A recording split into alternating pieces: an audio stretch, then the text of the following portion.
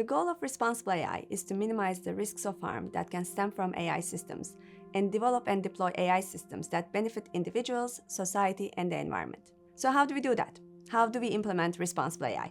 What does it entail for organizations to develop and deploy AI systems responsibly? Whether we are talking about developing and deploying traditional AI or generative AI systems, a comprehensive Responsible AI framework consists of three fundamental elements. 1.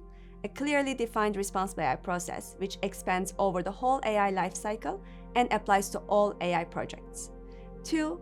A comprehensive, operational, and up-to-date Responsible AI playbook, which includes relevant guidelines and tools. And 3. An efficient organizational structure for Responsible AI people with clear Responsible AI roles, responsibilities, and skills. We know that generative AI adds unique challenges when it comes to development and deployment of AI systems responsibly. In terms of Responsible AI governance, Gen AI does not drastically change any of these three fundamental elements. But due to its specific ethical challenges such as hallucinations, plagiarism, opacity, bias, and manipulation, ensuring responsible development and deployment of Gen AI will require additional use cases and guidelines within the playbook and additional tests and assessments within the process.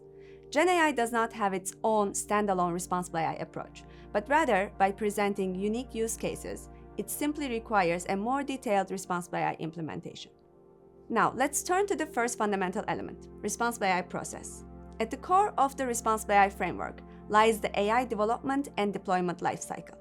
The framework is designed around this lifecycle because this is where many ethically critical decisions are made. Which data and models should be used? What does fairness imply in the context of this particular model? How can privacy be ensured?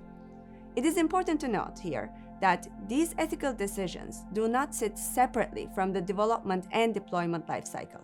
Rather, they are integrated into it. We call this ethics by design. By having each ethical decision result in a design choice, such as which data to use or which fairness goal to set, we minimize the potential misuses and harmful outcomes of the resulting AI system. A well-constructed Responsible AI process starts with stakeholder engagements and ethics risk and impact assessments, and continues with an integrated ethics by design approach throughout the AI development and deployment lifecycle.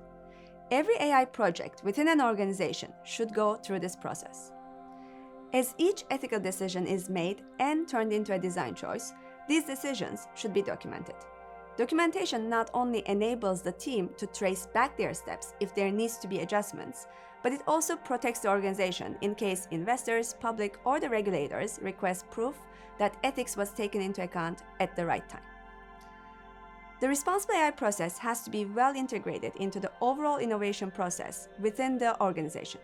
The role of the other two elements of the Responsible AI strategy, Responsible AI playbook and people, are mainly to ensure that the organization is equipped to have this Responsible AI process run systematically and smoothly. Let's now turn to those.